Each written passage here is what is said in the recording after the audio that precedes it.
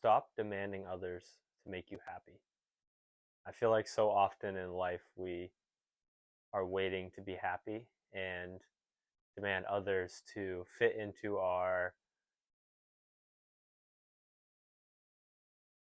perception of what makes us and what makes people happy.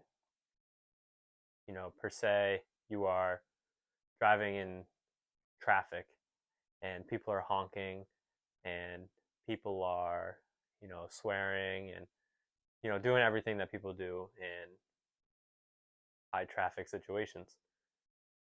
And you're thinking to yourself, this would be so great if no one was doing this, if they just all stopped and it was just sitting in traffic to, enjoy the breeze, enjoy the sights, and enjoy the peace and quiet and the peace. And in that situation, you have an attachment, and that attachment is believing that you need peace of mind and quietness to be happy. And that just simply can't be true, because there's been people who have been happy in the midst of chaos and in the midst of loud noises and so on and so forth, obviously. So that's just an attachment that you may have to happiness. You think, to be happy, I need peace and quiet. To be happy, no one around me can be mad. To be happy, people have to fit into my narrow box of how they should be acting and how this world should operate. And when you start acting like that, then you are demanding people to make you happy. You are, pointing at someone like, hey, don't do that. That makes me unhappy. And that is not how one should go through life. You should not demand happiness from anybody other than yourself, because it's all up to you. It is self-reliance. It is your choice to be happy or your choice to not be happy. And once you realize this and you don't wait for an external circumstance or somebody to make you happy, life becomes a lot better, because you're not affected when somebody is mad at you, because you're not dependent on them for your happiness. And vice versa, you're not mad when, other people are mad at each other, because you're not dependent on them for your happiness. And when you are, then that is selfish, because you're demanding happiness. Imagine if you said that blank, like, we don't really think about it like this, but imagine if you said, hey, stop doing that. You're making me unhappy. Do this so I can be happy. Like, that is selfish. And we don't say that, but we think it. We think, I can't be happy right now because of so and so. Like, their presence is disrupting me. They are the reason for my unhappiness. And then they leave and we're sadly still unhappy. But we don't put two and two together, that you were demanding someone's happiness, or you were demanding someone to make you happy. They didn't make you happy. They left and you still aren't happy. So where does the problem lie?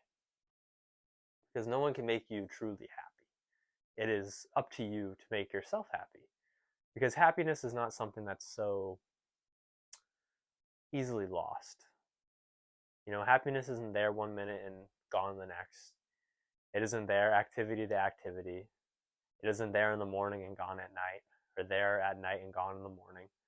Happiness is not so temporary and so easily taken away and given back. It is something that is deep inside, that people cannot take away from you, that situations cannot take away from you. If your happiness is dependent on your money, then it's not true happiness. Because if your money was gone, you wouldn't be happy. And if if your happiness depends on another human being, that is not true happiness. Because if they're gone, then you're not happy. So it can't be true happiness, because happiness is not so temporary. It is not so easily taken away by fate. God was not so evil in making the guidelines of happiness. He was very nice. He put it all within our control. He said, "Here you go. Happiness is within you. It is not within him, it is not within her, it is not within that. It is in you. It is up to you to be happy. It is up to you to make yourself happy, and I won't allow anyone to take it away from you. Now, you, me, I may allow people to take it from me, but it doesn't have to be. Because there have been people who have been happy through thick and thin, through each and every, like so many hardships, and Man's Searching for Meaning by Viktor Frankl, he found meaning in his time spent during the Holocaust at a concentration camp, and people who lives are not nearly that hard can't seem to find happiness because they're demanding other people to fit into their narrow box of what happiness is. And when someone isn't in that box, they can't be happy. And they're not even in that box and they don't even realize it, because when they're alone, they're not happy. Because if you truly needed each and everything around you to be in this box to make you happy, then when you're alone, you should be happy. Because no one's disrupting you, no one's doing anything. You're just there alone. But you're not happy. You're still distraught because you're demanding somebody. I'm bored. I'm lonely. I need somebody. And then somebody comes around and then they're not fitting into your narrow box, and you say, you need to change. Or you say to the world, you need to change. The world, you're not right. You're evil, you're wicked. No one can be happy in this world. But the truth is that the world is okay. The world does not have to change. You have to change. It's like Michael Jackson was saying, you got to look at the man in the mirror. You got to start on the micro before you can even think about the macro. Because when you can't point out and demand things of others in the first place, and you especially can't when you don't even demand them for yourself. You demand excellence in others, but you demand mediocrity in yourself, which is, it's sad and it's cruel. It truly is. It's cruel to other people. You're so strict with others and you're so tolerant with yourself. Marcus Aurelius would tell us to be the opposite. He would say, be strict with yourself and tolerant of others. And that's truly the way to go about this life. To understand your standards, your morals, understand these things. And when people don't abide by your standards, remember that they're your standards for a reason. They're not their standards. So why would you tie your standards in with somebody else? You don't hate them for it. You don't make them an enemy for it. You just note it.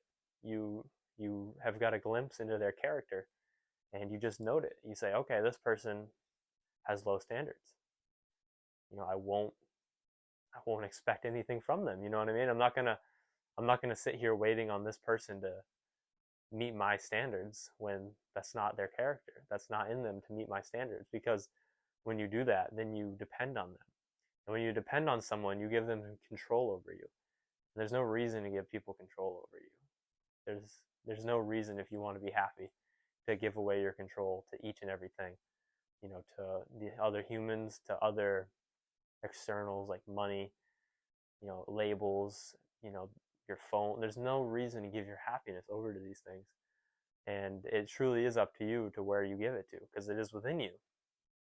So you can give it to that, you can give it to this, or you can give it to where it's comes from, and just keep it internally and not let anything distraught you. Because because no one can harm you. I think Socrates talks about it, and so many Stoics and so many wise thinkers of the past talk about how nobody can hurt you. You are the only one who can hurt yourself. And someone may hurt your body.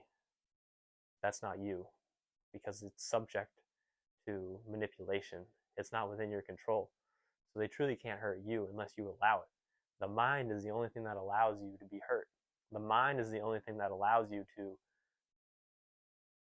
undergo injury. And when you realize this, you can stop undergoing injury. You can realize that this happened to me, but I don't want to let it affect me, and it won't. And the more you dwell on it, the more it will affect you. You know, it's it's funny sometimes how we don't want to be sad, we don't want to be angry, we don't want to be depressed, we don't want to be anxious, but we dwell on the things that make us sad, angry, anxious, and depressed. It's, we dwell on them. We play them up in our minds. We suffer more in imagination than reality. And when you play these things up in your mind, there's no wonder this you feel this type of way about the situation. You can't just play things up in your mind, because when you do that, you don't give yourself a chance to you move on.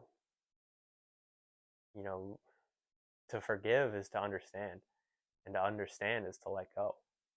So when you can't forgive somebody, you can't let go, and you can't stop dwelling on it. There's so many other important things to do and so many other important things to think about, but you're dwelling on someone who wronged you. And of course, you're not going to be able to forget about it or forgive them, because you're dwelling on it. Anything you dwell on is not going to leave your frontal lobe, and it's going to be with you day and night. So stop demanding others for your happiness, for your own sake, and for their sake as well, because it's not right to demand anything from anybody, and it's not right to them, and it's not right to yourself, because in demanding, you're going to be let down, and in getting let down, you are going to be sad, you're going to be unhappy, and nobody wants that.